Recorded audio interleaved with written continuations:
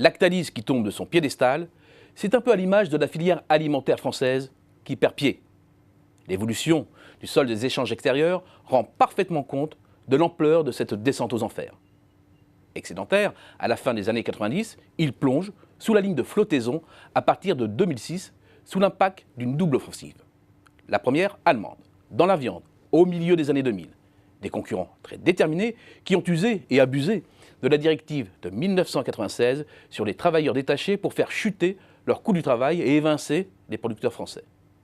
La seconde vague, peu après la grande récession, vient d'Espagne et submerge cette fois-ci les secteurs du grain, de la panification, des fruits et légumes et enfonce un peu plus encore la filière viande.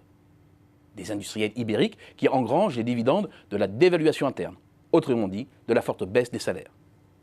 Bilan, cela fait plus de 10 ans maintenant que le solde commercial alimentaire est négatif. Et le déficit se creuse année après année et atteint le niveau record de 5 milliards d'euros ou presque en 2017. C'est donc bien un nouveau bastion industriel qui sombre. Ce diagnostic est confirmé par les écarts de performance depuis 10 ans avec nos plus proches voisins et concurrents. Entre 2007 et 2017, la production de produits alimentaires en volume s'est envolée de 17% aux Pays-Bas et de plus de 10% au Royaume-Uni.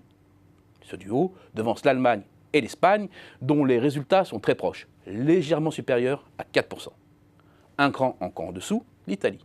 Puis enfin la France, seule grande puissance agroalimentaire à afficher un résultat négatif sur la période.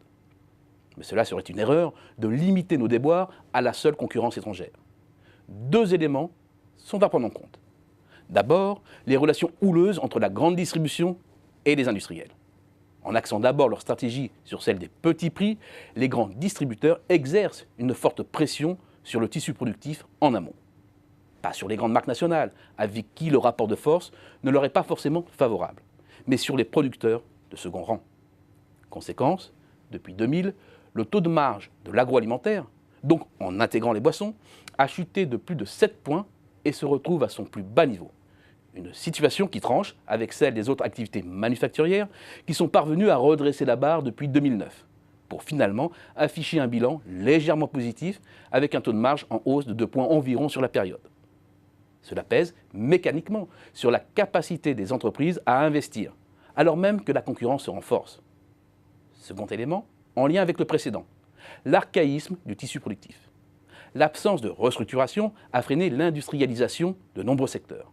Or, les investissements ne peuvent pas s'amortir sur des structures qui sont restées trop modestes pour affronter la concurrence internationale. De même, la montée en gamme est restée insuffisante pour s'arracher de la seule concurrence par les coûts. L'industrie alimentaire, notre fameux pétrole vert, est de plus en plus mal exploitée et le fiasco n'est plus très loin.